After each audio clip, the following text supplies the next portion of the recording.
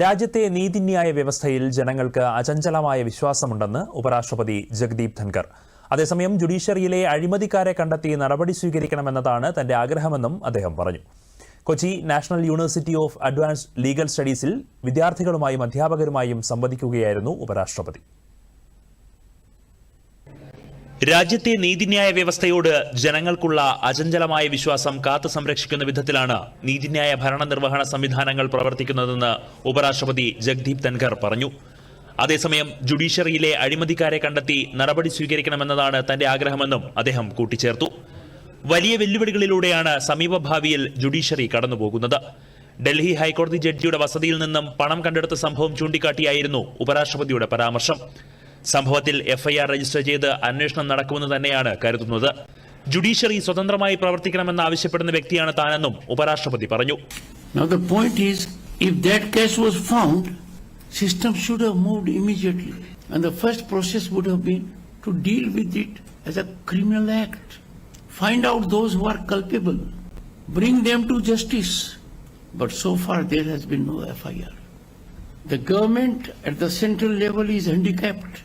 I am all for independence of judiciary. I am a strong votary of protecting judges. Judges deal with very difficult situations. We must protect our judges from frivolous litigation. So I am not against the mechanism evolved. അടിയന്തരാവസ്ഥക്കാലത്ത് ഭരണഘടനയുടെ ആമുഖം ഭേദഗതി ചെയ്തതിനെക്കുറിച്ചും ഉപരാഷ്ട്രപതി പരാമർശിച്ചു. നമ്മുടെ പിതൃത്വത്തിന് തുല്യമാണ് ഭരണഘടനയുടെ ആമുഖം. അതൊരിക്കലും മാറ്റാനാകില്ല. എന്നാൽ ജനാധിപത്യത്തിലെ ഏറ്റവും ഇരുണ്ട കാലഘട്ടത്തിൽ അത് മാറ്റപ്പെട്ടുവെന്നും ഉപരാഷ്ട്രപതി പറഞ്ഞു. Preamble of Indian Constitution is something like parenthood to children. Howsoever you may try, you can't change your parenthood. Am I right?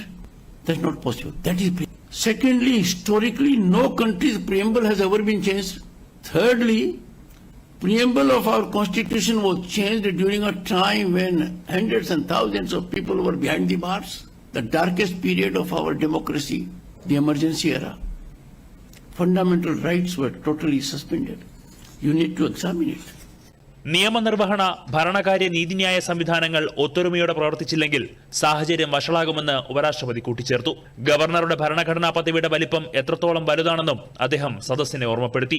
CBI director പോലുള്ള ഒരു എക്സിക്യൂട്ടീവ് ഉദ്യോഗസ്ഥനെ ചീഫ് ജസ്റ്റിസിന്റെ പങ്കാളിത്തത്തോടെ നിയമിച്ചതിൽ അസ്വസ്ഥത തോന്നുന്നുവെന്നും എക്സിക്യൂട്ടീവ് ഉദ്യോഗസ്ഥരെ എക്സിക്യൂട്ടീവ് സംവിധാനങ്ങൾ വഴി തന്നെ തിരഞ്ഞെടുക്കുന്നതായിരിക്കും ഉചിതമെന്നും അദ്ദേഹം കൂട്ടിച്ചേർത്തു.